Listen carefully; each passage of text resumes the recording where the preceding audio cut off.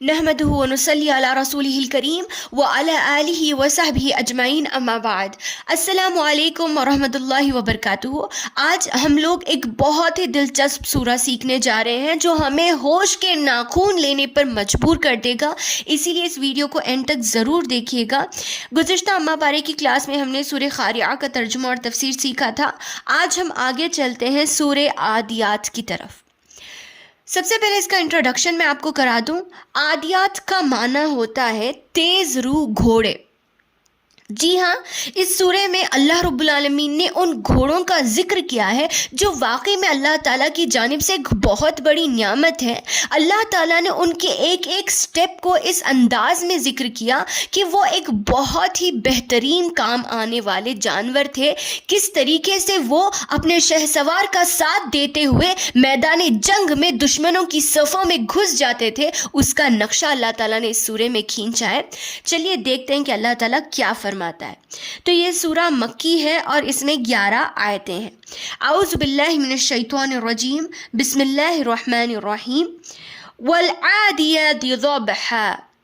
वाव, इससे पहले आपने कई बार मेरी वीडियोस में सुना होगा कि वाव और एंड के लिए यूज़ होता है जबकि वो सेंटेंस के मिडल में होता है, लेकिन जब वो सेंटेंस के शुरू में होता है तो कभी कभार कसम के लिए भी यूज़ होता है। वाव अरबी लैंग्वेज में कसम के लिए भी इस्तेमाल होता है और यहाँ पर वाव अल्लाह ताला ने कसम के लिए ज़िक्र किया है। देखिए, यहाँ एक चीज़ का याद रखना बहुत ज़्यादा ज़रूरी है कि अल्लाह के अलावा किसी और के लिए जायज़ नहीं है कि वो किसी चीज़ की कसम खाए। ठीक है, हम इंसानों को चाहिए कि सिर्फ अल्लाह की कसम खाएं। अगर बहुत ज़्यादा ज़रूरत पड़ जाती है, हमें अपनी बात साबित करना ही होता है, वहाँ पर कोई और रास्ता नहीं होता, तब हम कसम खाएंगे और सिर्फ अल्लाह की खाएंगे, क्योंकि अल्लाह के अलावा किसी और चीज़ की कसम खाना शिर्क है, गुनाह का बायस है। इसीलिए हम अल्लाह के अलावा किसी और चीज़ की कसम नहीं खा सकते। लेकिन अल्लाह ताला की मर्ज़ी है, अल्लाह ताला जिस चीज़ की चाहे कसम खाए, उसकी अहमियत को उजागर करने के लिए, उसकी इम्पॉर्टेंस, उसकी वैल्यू को बताने के लिए, तो अल्लाह ताला ने यहाँ पर उन घोड़ों की वैल्यू बताने के लिए उनकी कसम खाई है।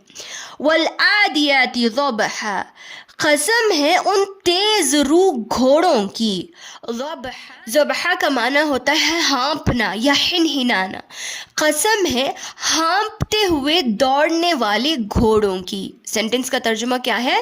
कसम है हाँपते हुए दौड़ने वाले घोड़ों की। देखिए, अल्लाह ताला उनका जिक्र कर रहा है घोड़ों का, कैसे वो हाँपते हुए वो घोड़े तेज़ तेज़ भागते हैं। फलमूरियाती क़दहा। फलमूरियात, मूरियात का माना होता है आग निकालना, आग निकालना।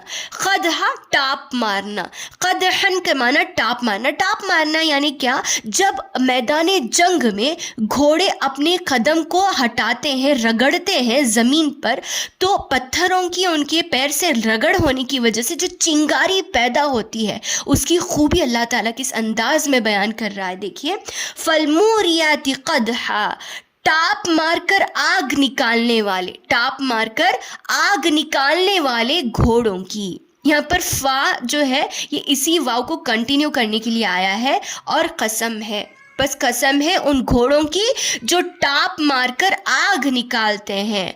फलमुगीराती सुबहा। फलमुगीराती सुबह, मुगीरात का माना होता है कि धावा बोलना, हमला करना। सुबह, सुबह के वक्त। ये अरब की एक आदत थी कि वो कभी भी सुबह में हमला करते थे। अगर किसी दुश्मन के साथ लड़ाई करना होता, झगड़ा करना मतलब जंग करनी होती, तो सुबह के वक्त करते, रात में या दोपहर में ऐसा नहीं करते, क्योंकि अब लोग गफलत में होते। सुबह में करते ताकि सब लोग दुश्मन को भी सामने से वार किया जाए और हिम्मत के साथ हम लड़ें, पीछे से वार ना करें, इसीलिए ये उनकी आदत थी। फलमुगीराती सुबह, और कसम है सुबह के वक्त धावा बोलने वालों की। फ़असरना बिही नक़अ।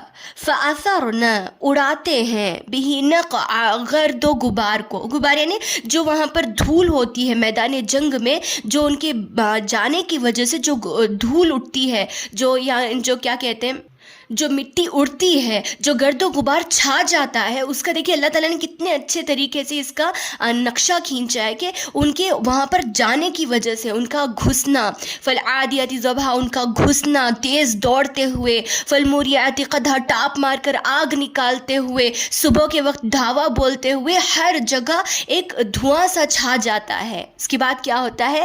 فَوَسَطْنَ بِهِ جَمْعًا، پس ان سب چیزوں کے ساتھ گھس جاتے ہیں، بِهِ جَمْعًا، جماعت میں، دشمنوں کی گروپ میں وہ گھوڑے اپنے شہسوار کا ساتھ دیتے ہوئے اس میدان جنگ میں دشمنوں کے بیچ میں گھس جاتے ہیں بغیر کچھ سوچے سمجھے۔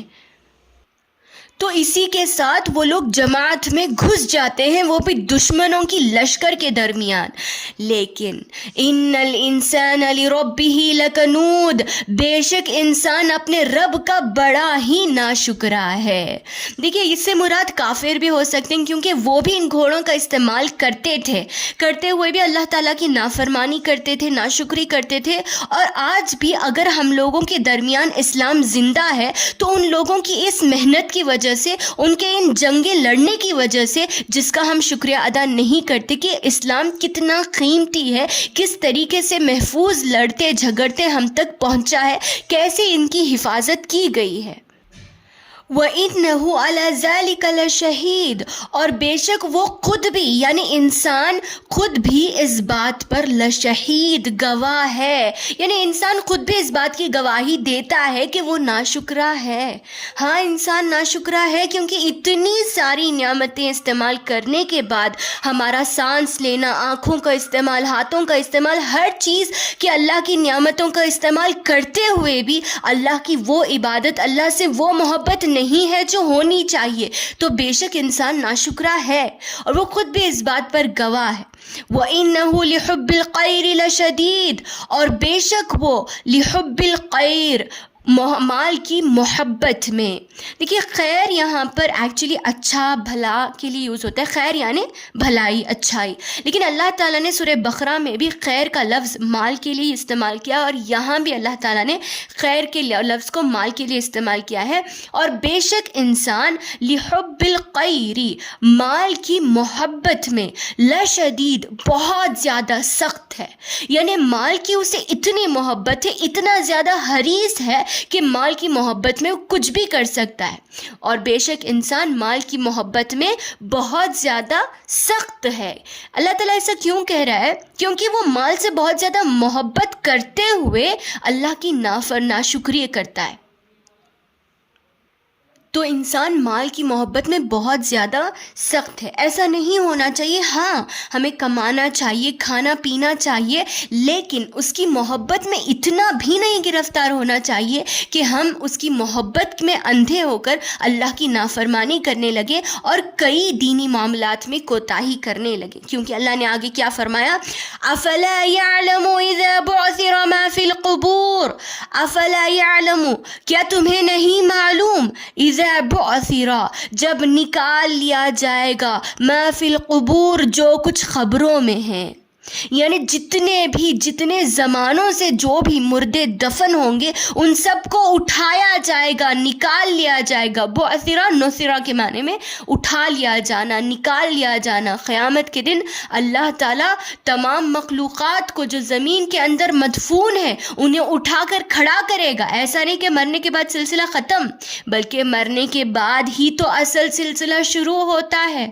افلا یعلم، کیا تمہیں نہیں معلوم، جب بعثرا، اٹھایا جائے گا، ما فی القبور، جو کچھ قبروں میں ہوگا، وحصل ما فی الصدور، اور جو کچھ دلوں میں ہے اسے ظاہر کر دیا جائے گا۔ حصلہ کا معنی ہوتا ہے بینا، یعنی سینوں میں جو کچھ باتیں ہم چھپائے رکھتے ہیں، جو راز، جو غلطیاں، جو برائیاں، جو غیبتیں، جتنی نفرتیں، جو بھی ہم اپنے دلوں میں پال رہے ہیں، جو ہم نے اپنے سینوں میں محفوظ رکھا ہے، اس سب کو اللہ تعالیٰ کھول کر رکھ دے گا، سب کے سامنے بیان کر دے گا۔ وہ حصلہ، اور بیان کر دیا جائے گا، کھول دیا جائے گا، ما فی الصدور، جو کچھ سینوں میں ہے۔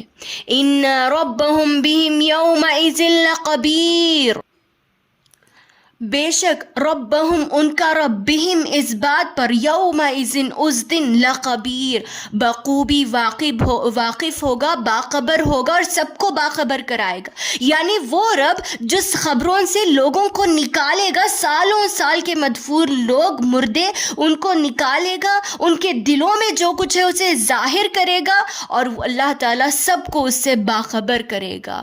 اور یہ قیامت کی وہ جھلک ہے جو یہ سب کچھ واقعی ہو کر رہے گا، اس میں کوئی بھی ٹال مٹول کی بات ہے ہی نہیں، یہ سب ہونے والا ہے. اس لیے اللہ تعالیٰ اس سورہ میں تنبیہ کر رہا ہے ان لوگوں کو جو مال کی محبت میں بہت زیادہ گرفتار ہو کر اللہ تعالیٰ کی نعمتیں استعمال کر کر بھی اس کی ناشکری کرتے ہیں. اللہ تعالیٰ کی نعمتیں دن رات استعمال کر رہے لیکن اس کا شکریہ نہیں ادا کر رہے. اللہ تعالیٰ کی نعمتوں کا فائدہ اٹھا رہے لیکن اللہ تعالیٰ کو بھول رہے ہیں. تو ہمیں چاہیے کہ ہم مال کمائیں، مال کا استعمال کریں، لیکن اس کے ساتھ ساتھ اس کے اللہ تعالیٰ سے شکریہ ادا کریں اور مال کا حق ادا کریں. غریبوں کو دینا، اس میں زکوٰۃ کاٹنا، صدقہ خیرات کرنا، اللہ تعالیٰ کی راہ میں اسے دینا وغیرہ وغیرہ. تو مال کے حقوق کا بہت زیادہ خیال رکھنا چاہیے ورنہ مال ہماری زندگی کے لیے وبال بن جاتا ہے. السلام علیکم ورحمۃ اللہ وبرکاتہ.